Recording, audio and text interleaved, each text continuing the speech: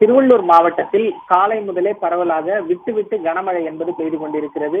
குறிப்பாக ஆவடியில் 19 சென்டிமீட்டரும், திருத்தணியில் 14 சென்டிமீட்டர் என பரவலாக கடந்த 10 மணி நேரத்தில் மாவட்டத்தில் மிக கனமழை என்பது பதிவாகி இருக்கிறது. பூண்டி, புழல் போன்ற நீர்பிடிப்பு பகுதிகளிலும் காலை முதலே பரவலாக கனமழை என்பது பெய்து கொண்டிருக்கிறது.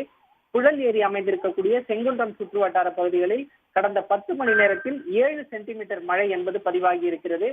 காலையில் புழல் ஏரிக்கு 629 கனஅடியாக இருந்த நீர்வரத்து என்பது மாலை 4 மணி நிலவரப்படி 2860 கனஅடியாக அதிகரித்திருக்கிறது. புழல் ஏரியை பொறுத்தவரை ஒட்டுமொத்தமாக 3300 மில்லியன் கனஅடி கொள்ளளவு கொண்டது இந்த புழல் ஏரி. தற்போது மாலை 4 மணி நிலவரப்படி 2860 மில்லியன் கனஅடி நிரம்பி இருக்கிறது புழல் ஏரி. ஒட்டுமொத்தமாக ஏரியின் கொள்ளளவில் 87% நிரம்பி இருக்கிறது.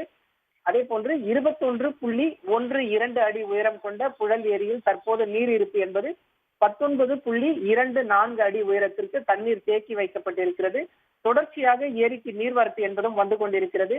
டிசம்பர் மாத காலத்தில் புழல் ஏரியில் தண்ணீரை 20 அடி வரை தேக்கி வைத்துக் கொள்ளலாம் என்ற ஒரு கணக்கு இருக்கிறது. அதன்படி தற்போது இன்றைக்கு இந்த புழல் ஏரி என்பது உபரி நீர் திறந்துவிட வாய்ப்பில்லை என்ற ஒரு தகவலை நீர்வளத்துறை அதிகாரிகள் தெரிவித்திருக்கிறார்கள்.